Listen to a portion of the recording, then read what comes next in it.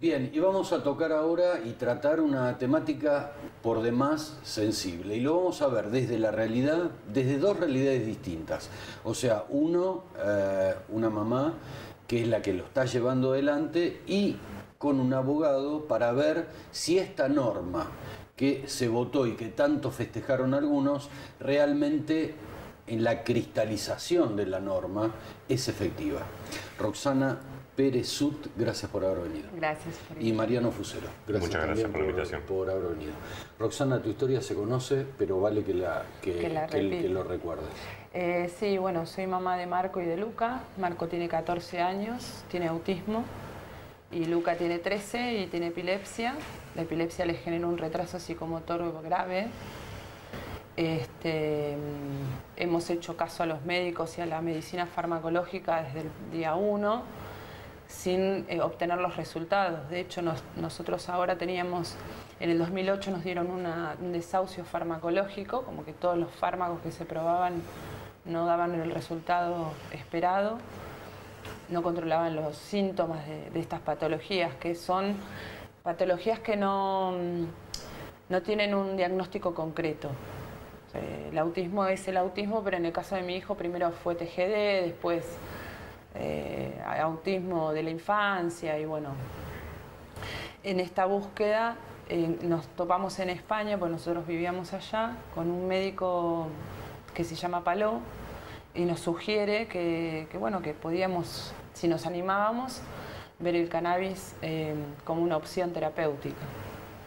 Y bueno, nos pusimos a investigar, primero a trabajarnos nosotros para derribar un poco los prejuicios y preconceptos que teníamos nosotros como familia, y luego, bueno, lo vimos viable. No lo pudimos llevar a cabo en España, nos vinimos a Argentina, nos volvimos a Argentina, con la misma situación, sobrefarmacologizados los chicos, con los efectos secundarios y adversos de todos los fármacos. De hecho, mi hijo más chico ahora es preparkiniano, o sea, tiene todos los síntomas del Parkinson, justamente porque hay un par de fármacos que tomo de toda la vida que generan esto. Y bueno, un día mi otro hijo tiene situaciones de agresiones hacia el otro y hacia sí mismo. Y un día Marco me termina rompiendo una mano, y una amiga mía me dice: mira, basta, hasta acá llegamos, vamos a probar con el cannabis. Llevas estudiando el cannabis un montón de tiempo, los fármacos no dan el resultado. Tenía una orden de internación inminente al Tobar García, sí. Al Tobar García. Me dice: basta, probalo, por probar, probemos esto. Seguro. Y bueno, probamos, y la verdad que el cambio fue inmediato. Lo que se ve ahora en los videos es lo que sucedió ese día. Vimos 2 galletitas con manteca, y el cambio fue automático. Y ya con que un chico no se golpee ya es un triunfo.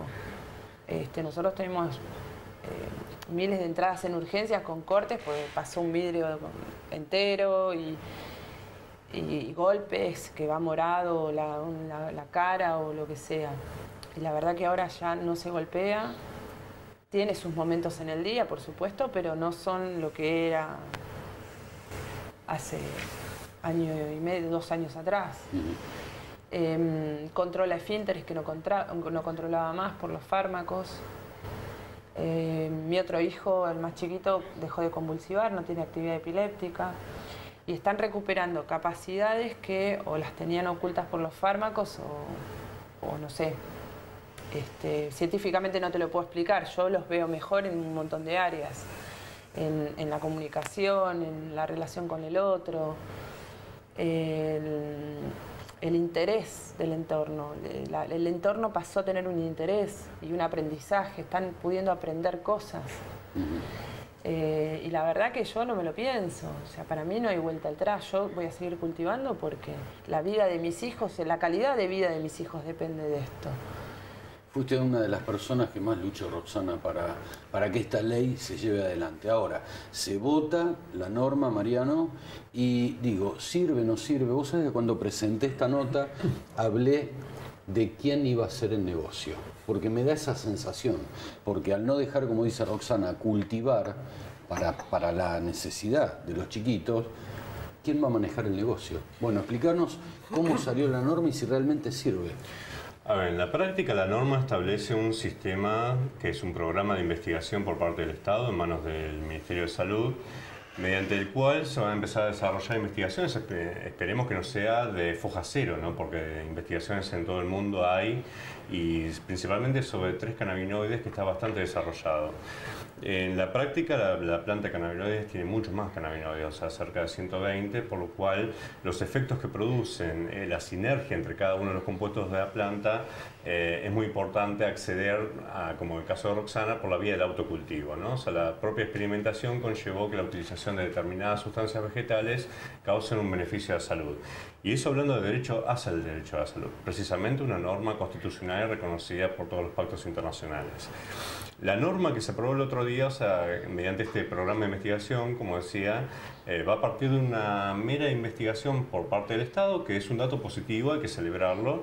En lo político, simbólico, es interesante que el Estado argentino reconozca la utilización o la potencialidad de la utilización médico-terapéutica de la sustancia. Es una sustancia que estuvo prohibida durante casi un siglo, ¿no? Prácticamente demonizada, como tantas otras sustancias, que en la práctica no dejan de ser eso, plantas, sustancias que tienen eventualmente beneficios para la salud. En ese sentido, como digo, en lo político es un logro, ¿no? Es un visibilizar, como en el caso de Roxana, otras madres, otros pacientes, es muy interesante. En lo jurídico deja muchas lagunas. En lo jurídico, la posibilidad de que las personas accedan mediante la técnica de autocultivo está vedada por la ley, no se abarca esa posibilidad, salvo que la buena voluntad de la reglamentación posterior, o sea, llegue a incluirlos. Esa posibilidad de la reglamentación por parte del Poder Ejecutivo o también por parte de las provincias siempre existió más allá de esta norma, eso hay que aclararlo. O sea, la posibilidad que el Poder Ejecutivo reglamente la vía de acceso por el autocultivo es una posibilidad que data desde la sanción de la Ley de Drogas, que es de 1989. En este sentido, o sea, lo que se pretendía es que por lo menos, o sea, en el hecho de lo terapéutico medicinal, se aclare las vías de acceso. Una es el tema del autocultivo, otra puede ser eventualmente la elaboración de fármacos por parte de la industria y demás, pero todo eso se deja de lado y nada más se monopoliza por parte del Estado. ¿Qué es lo que sucede respecto del negocio? Como vos decís, Jorge, me parece que hay un interés importante respecto de algunos productos de origen extranjero y sus representantes locales y también los importadores de esos productos de ser proveedores del Estado. O sea, si el Estado va a tener eventualmente el monopolio del manejo de la sustancia, ser un proveedor del Estado es una cuestión comercial bastante interesante. Y eso me consta en lo personal que hay bastante interés al respecto. Por lo cual, o sea, sí me parece que se privilegia un eventual negocio en manos de esas manos privadas y las personas como Roxana y otras tantas madres que cultivan, hoy por hoy se ven pasibles de ser criminalizadas, como está sucediendo en la provincia de Buenos Aires con el caso de Adriana Funaro, también otros casos que son Lautaro Ferraro también, o sea, otros casos que son cultivadores para la medicina propia, para la medicina, o sea, solidarios, autocultivadores para otras personas que se juntan en grupo porque no tienen quizá la posibilidad física o la capacidad técnica o la experiencia de cultivar, y eso se llama autocultivo colectivo. 3 tipos de autocultivo que, como decíamos, están exentos de la regulación normativa. Y esas personas hoy por hoy no es que esta laguna, bueno, es una cuestión nada más pasajera y demás, son, como digo, están siendo criminalizadas y con riesgos de prisionización que llevan en algunos casos a 4 o 15 años de prisión. Personas que, como Adriana Funaro, el caso, está en prisión domiciliaria hoy por hoy, ¿no? Para hacerse medicina para sí misma y para una chiquita que también necesitaba. Ese es el riesgo y eso es lo que no se contempla en la norma, por lo cual personas como Roxana, como digo, o sea, están siendo criminalizadas y pasibles de ser criminalizadas. O sea, para la norma siguen siendo vistas como delincuentes, como narcotraficantes, con la misma pena que se debería establecer para el crimen organizado, ¿no? Nombraron, ¿no, Roxana? Vos, Mariano, también. Digo, Canadá. Mencionaron a Canadá. ¿Por qué no haber copiado lo que pasó en Canadá?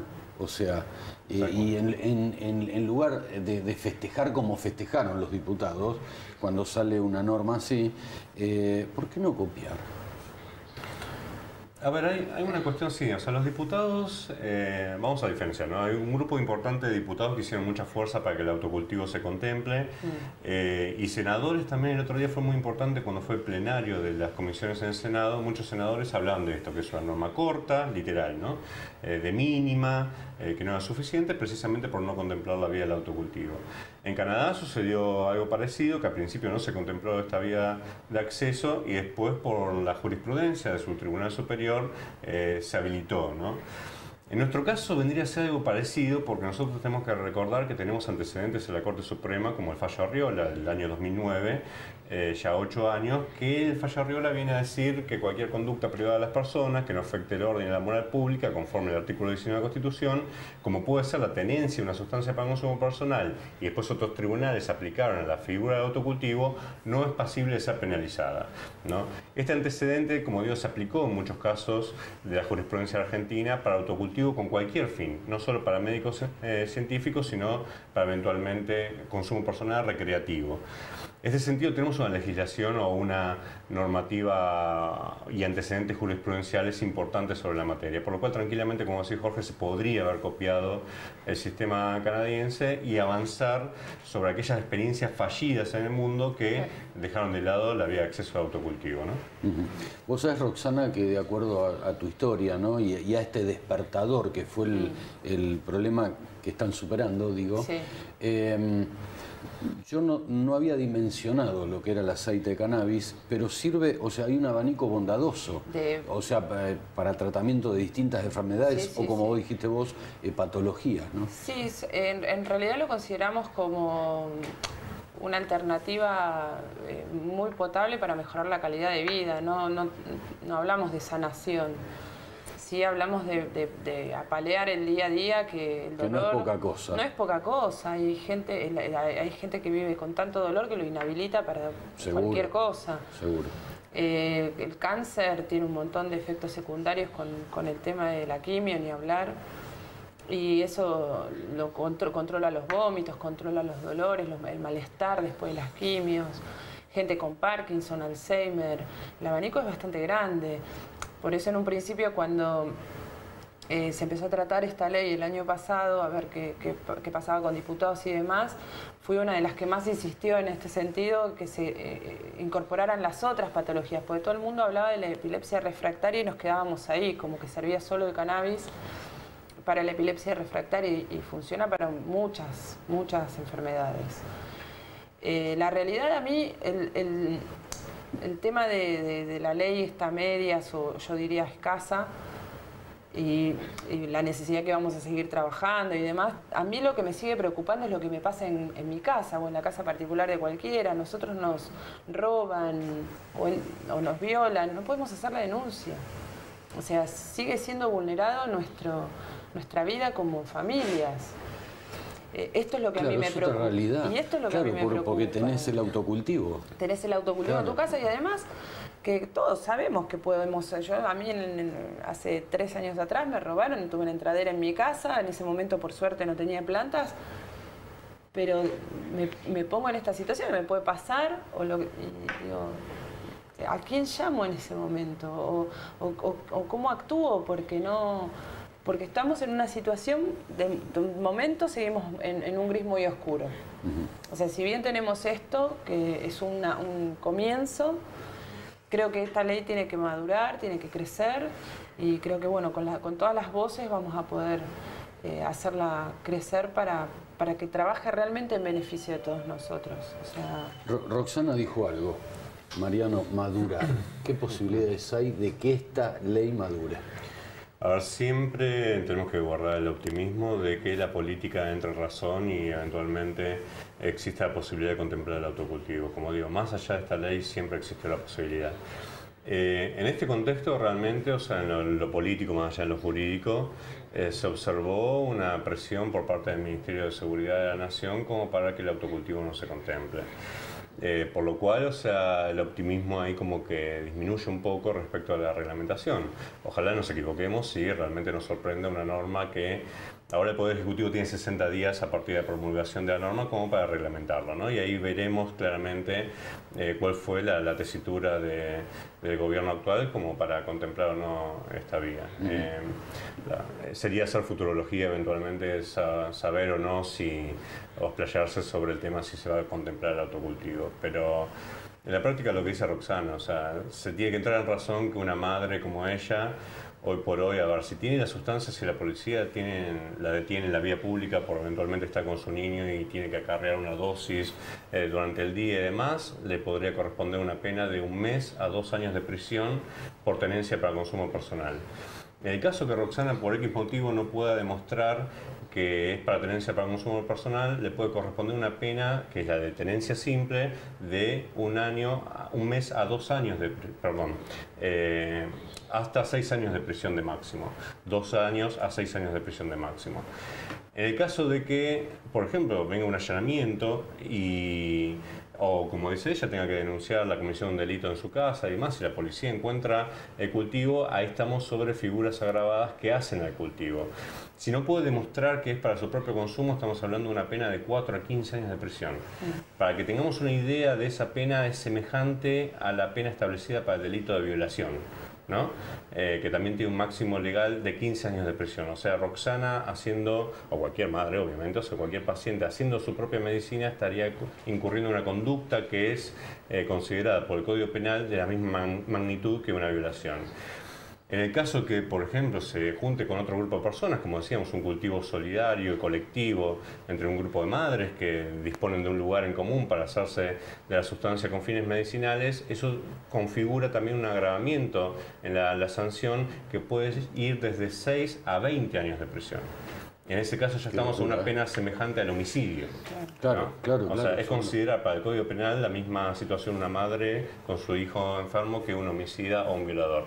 Es totalmente irracional, o sea, es inhumano, es inconstitucional, es desproporcionado dentro de la ley penal. Y con todas esas cuestiones se tiene que dar cuenta la política y además, a razón de verdad, que no va a poder el Estado argentino ni ninguno de los estados mundiales abastecer la demanda de cannabis y realizar investigaciones y proveer de productos que abarquen todas las patologías, por lo cual dentro de la praxis misma es absolutamente imposible, es hipócrita considerar eso y desde el punto de vista legal es, como digo, inhumano, inconstitucional y desproporcionado, ¿no?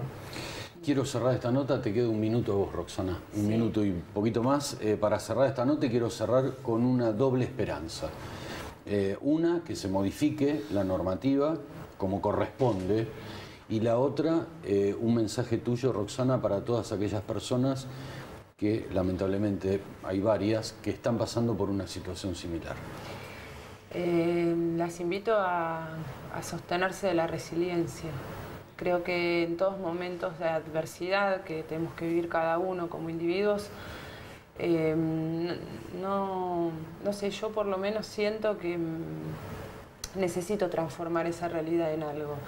La situación nuestra de experiencia de vida me sirvió para poder llevar hoy un mensaje a las mamás y a todas las familias que se puede vivir, que hay que a veces ser un poco rebelde, no hacer tanto caso,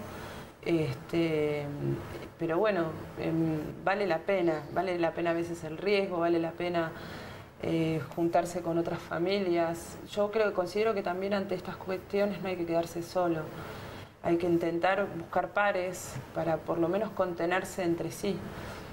Y bueno, que hay que seguir, que la vida es maravillosa y que aprendemos. Cada cosa que hacemos vamos a ir aprendiendo, a ser mejores personas nosotros. Esto es una de las cosas que rescato del cultivo y que me lo enseñó el cultivo. A mí la esperanza, siempre lo digo, me la regaló un cultivador en una maceta y eso para mí es lo más maravilloso que puede tener una persona. Él puso en riesgo su libertad para ayudar a mis hijos.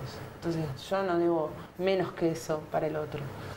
Y creo que todos podemos unirnos y hacer algo mejor. ¿Cuántas personas hacen, ¿no?, en beneficio de otros? Un montón. Es increíble. Y cuánto valoro eso. También el trabajo de ustedes, ¿no?, en beneficio de muchos que están pasando por una temática similar, ¿no? Así que eso hay que valorarlo.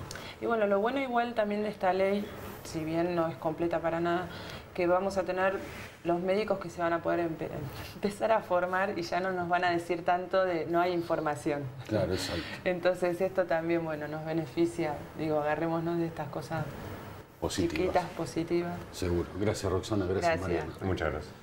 Pausa.